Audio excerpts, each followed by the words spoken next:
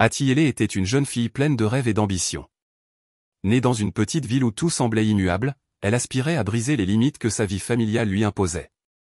Elle avait grandi dans une maison modeste avec ses parents et ses 2 jeunes frères, où la routine quotidienne semblait figée dans le temps. Ses journées étaient rythmées par l'école, les tâches ménagères et les promenades occasionnelles dans les environs de leur petite ville. Dès son plus jeune âge, Atiyele montrait une curiosité insatiable pour le monde extérieur. Elle passait des heures à lire des livres sur les voyages, admirant des photos de paysages exotiques qu'elle rêvait de visiter un jour. Mais ses aspirations étaient souvent accueillies avec scepticisme par ses parents. Son père, homme strict et attaché aux traditions, pensait que les rêves d'Atiyele étaient irréalistes.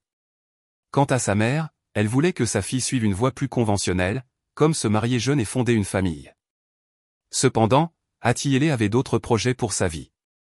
Fraîchement diplômée du bac, elle décida de quitter le foyer familial malgré les réticences de ses parents. Avec une petite valise et une poignée de rêves, elle s'installa dans une ville voisine. Ce fut un saut dans l'inconnu, mais elle était déterminée à tracer son propre chemin. Son premier objectif était de trouver un travail stable qui lui permettrait de subvenir à ses besoins et de réaliser, petit à petit, ses ambitions. Installée dans un studio modeste mais charmant, Atiyele se mit rapidement à chercher du travail. Elle voulait devenir téléconseillère, un métier qui, selon elle, offrait une porte d'entrée vers une carrière tout en lui laissant du temps pour poursuivre ses rêves. Après plusieurs semaines de recherche et quelques entretiens infructueux, elle reçut enfin une réponse positive. Embauchée dans un centre d'appel, elle ressentit un immense soulagement. Ce poste, bien que modeste, représentait pour elle une étape importante dans son cheminement vers l'indépendance. Les premiers mois furent exaltants. Atiyele appréciait la liberté nouvelle que lui offrait sa situation. Gagner son propre argent, organiser sa vie à sa guise et explorer la ville durant ses jours de repos lui procurait un sentiment de satisfaction qu'elle n'avait jamais connu auparavant. Elle développa une habitude, faire du shopping les week-ends. Ces moments, où elle se perdait dans les allées des magasins, étaient pour elle une façon de se récompenser de son travail acharné. Un samedi après-midi, lors d'une de ses escapades hebdomadaires, Atiyele entra dans une boutique qu'elle n'avait jamais remarquée auparavant. La vitrine, élégamment décorée, attira son attention. En franchissant la porte, elle sentit une atmosphère chaleureuse et accueillante. Elle se promena entre les rayons, admirant les articles exposés, lorsqu'elle fit la rencontre de Matulu. Matulu était un jeune homme au regard intense et au sourire charmant. Il était dans le magasin, à la recherche d'un cadeau pour sa petite sœur, comme il le lui expliqua lorsqu'ils commencèrent à discuter. Leur conversation, d'abord légère, devint rapidement plus profonde. Matulu était captivant. Il parlait avec éloquence et avait une passion évidente pour les voyages, une passion qu'il partageait avec Atiyele. Ils échangèrent leur numéro de téléphone avant de se quitter, et dès ce moment, Atiyele sentit qu'elle avait rencontré quelqu'un de spécial. Les jours suivants, ils commencèrent à se voir régulièrement. Matulu était attentif, drôle et charismatique. Il semblait comprendre Atiyele d'une manière que peu de gens avaient réussi à faire auparavant. Ensemble, ils parlaient de leurs rêves, de leurs ambitions et de leurs projets de voyage. Leur relation se développa rapidement, et en l'espace de quelques mois, ils étaient inséparables. Après 8 mois de relation, Matulu proposa de rencontrer les parents d'Atiyele. Bien que nerveuse, elle accepta, espérant que cette rencontre renforcerait leur lien. Matulu se montra charmant et respectueux, gagnant rapidement la sympathie des parents d'Atiyele malgré leur réserve initiale. Peu de temps après cette rencontre, Matulu demanda Atiyele en mariage. La proposition, bien que soudaine, fut accueillie avec enthousiasme par Atiyele, qui voyait en lui un partenaire idéal pour construire sa vie. Le mariage fut une cérémonie simple mais joyeuse. Les 2 époux étaient entourés de leurs familles et amis proches, et tout semblait indiquer un avenir prometteur. Atiyele était comblée. Elle se voyait déjà voyager à travers le monde avec Matulu, partageant avec lui des aventures qui les rapprocheraient encore plus. Cependant, quelques mois après leur mariage, Atiyele commença à remarquer des changements dans le comportement de Matulu. Il semblait distant, passait de longues heures au téléphone et s'efforçait de cacher ses conversations. Quand Atiyele lui posait des questions, il devenait évasif, prétendant que ses appels étaient liés au travail. Mais Atiyele sentait que quelque chose n'allait pas. Un jour, alors qu'elle cherchait un document dans un tiroir, elle tomba sur un papier plié. En le dépliant, elle découvrit un test de dépistage au nom de Matulu, avec un résultat positif au VIH.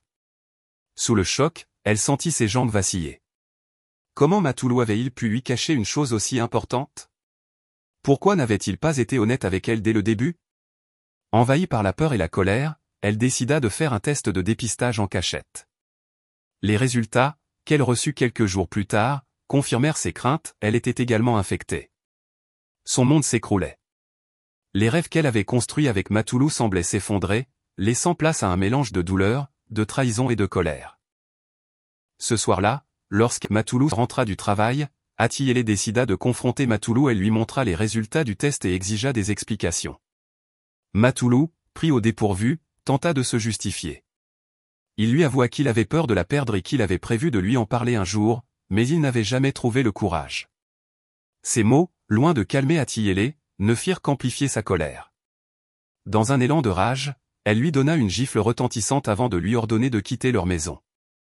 Les jours qui suivirent furent extrêmement difficiles pour Atiyele. Elle oscillait entre douleur, colère et tristesse. Elle se sentait trahie par l'homme qu'elle avait aimé et pour lequel elle avait tout sacrifié. Peu à peu, une idée sombre commença à germer dans son esprit, la vengeance. Atiyele était plongée dans un abîme de douleur et de rage. La trahison de Matoulou avait brisé quelque chose en elle, et chaque jour qui passait était une lutte pour réguler ses émotions. Mais la colère devint bientôt plus puissante que la tristesse. Atiyele, autrefois pleine de rêves et de compassion, se transforma lentement en une femme résolue à se venger de l'homme qui avait détruit sa vie. Et cette vengeance ne s'arrêterait pas à lui seul.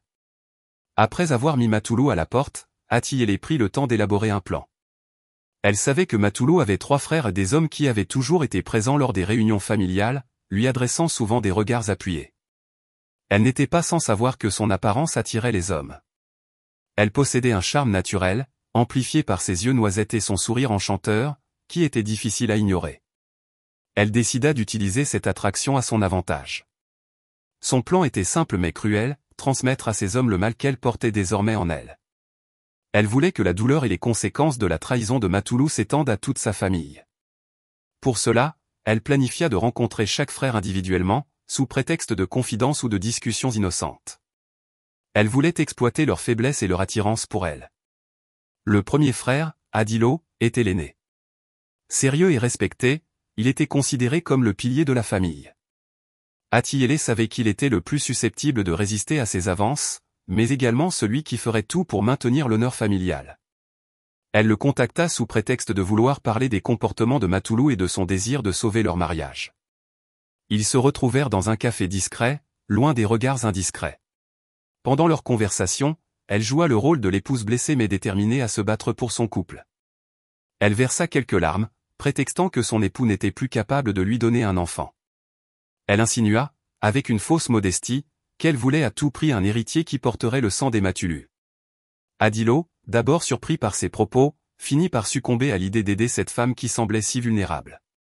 Ce soir-là, dans un hôtel de la ville, elle le convainquit de consommer leur union secrète. Adilo, piégé par son désir et ses remords, ne soupçonna rien. Pour Atiyele, c'était une première victoire amère. Encouragée par la facilité avec laquelle elle avait manipulé Adilo, Atiyele poursuivit son plan avec les 2 autres frères, Kola et Basile. Kola, le cadet, était un éternel romantique. Il avait toujours été charmé par la grâce et la beauté d'Atiyele, bien qu'il n'ait jamais osé exprimer ses sentiments. Lorsqu'elle l'invita à boire un verre pour discuter, il accepta avec enthousiasme. La stratégie fut la même, Atiyele se présenta comme une épouse désespérée, souhaitant secrètement un enfant pour sauver son mariage. Kola, ému par son histoire et déjà sous le charme, se laissa emporter. Basile, le Benjamin, était plus impulsif. Il était connu pour son insouciance et sa facilité à tomber amoureux. Avec lui, Atiyele adopta une approche plus directe, profitant d'un moment où ils étaient seuls lors d'une réunion de famille. Elle joua de son charme et de sa proximité physique pour l'attirer. En quelques semaines, elle avait piégé les 3 frères, les liant à elle de manière indélébile. Atiyele ne comptait pas s'arrêter là. Son ressentiment envers toute la famille était profond, et elle avait une dernière cible en tête, le père de Matoulou. Cet homme, veuf depuis peu, vivait seul et passait la plupart de son temps à la maison familiale. Lorsqu'Atiyele lui rendit visite, elle prétexta vouloir discuter des tensions dans son mariage. Le patriarche, bien qu'hésitant à s'immiscer dans les affaires de couple de son fils, accepta de l'écouter. Cependant, lorsqu'Atiyélé tenta d'éveiller une quelconque attirance en lui, il se montra réfractaire. Consciente qu'il ne céderait pas facilement, elle mit discrètement de la drogue dans son verre lors d'une de leurs discussions. Une fois son plan exécuté, elle se servit de sa vulnérabilité pour accomplir son acte cruel. Après avoir accompli sa vengeance, Atiyélé choisit de tout avouer à Matoulou. Elle le convoqua chez eux et, le regard dur, lui révéla avec détail chaque étape de son plan. Elle lui expliqua que, tout comme il l'avait condamné à une vie d'épreuve, elle avait voulu s'assurer qu'il porterait lui aussi le poids de cette culpabilité. Matoulou, sous le choc, était incapable de parler. L'idée que sa femme avait infecté non seulement ses frères, mais aussi son propre père, était insupportable. Lorsqu'Atiyélé quitta la maison, elle laissa Matoulou seul face à ses pensées. Ce dernier, accablé par la honte et le désespoir, mit fin à ses jours peu de temps après. Atiyélé, quant à elle, s'évada loin de la ville, espérant échapper aux conséquences de ses actes. Elle s'installa dans une nouvelle région sous une fausse identité. Mais bien que son corps soit loin de sa ville natale, son esprit restait hanté par les fantômes de son passé. La vengeance lui avait apporté une satisfaction fugace, mais à présent, elle devait vivre avec le poids de ses propres choix.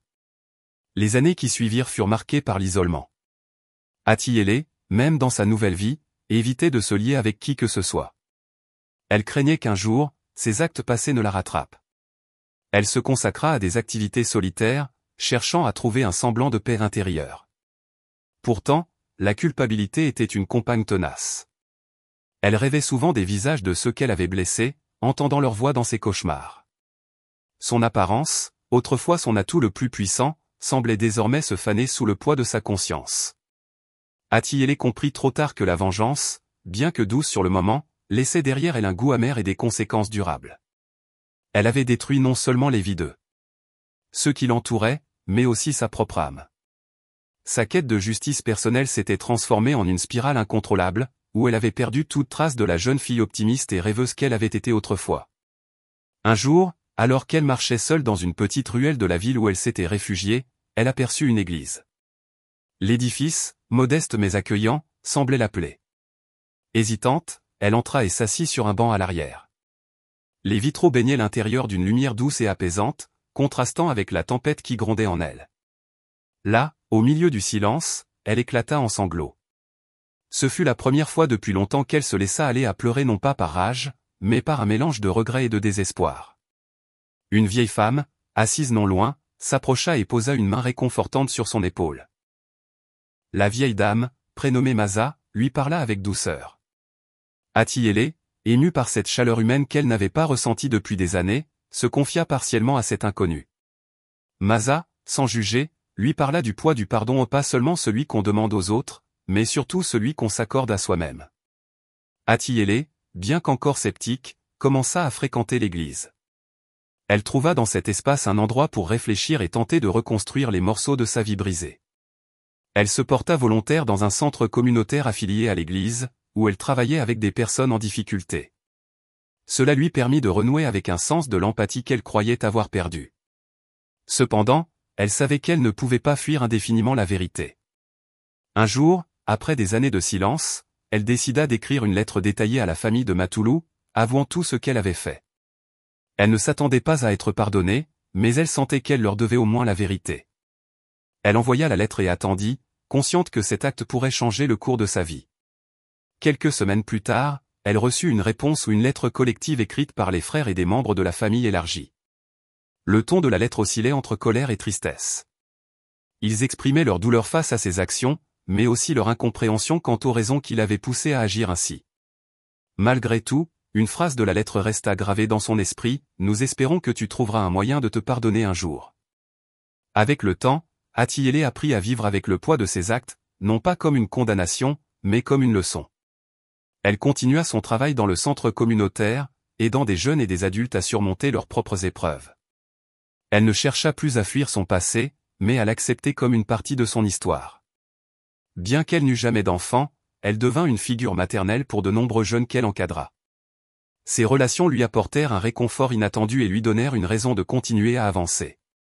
L'histoire d'Atiyélé est celle d'une descente dans les ténèbres, mais aussi d'une lente remontée vers la lumière. Si elle ne put effacer ses erreurs, elle trouva une forme de rédemption dans ses efforts pour améliorer la vie des autres. Cette leçon amère lui avait appris que la vengeance ne réparait rien, mais qu'il était possible de reconstruire, pierre par pierre, un semblant de paix intérieure. Atiele passa le reste de sa vie à tenter de faire le bien, non pas pour effacer son passé, mais pour honorer ceux qu'elle avait blessés et pour prouver à elle-même qu'elle pouvait être meilleure. Au fond, elle comprit qu'il n'était jamais trop tard pour choisir un chemin différent, même après avoir touché le fond.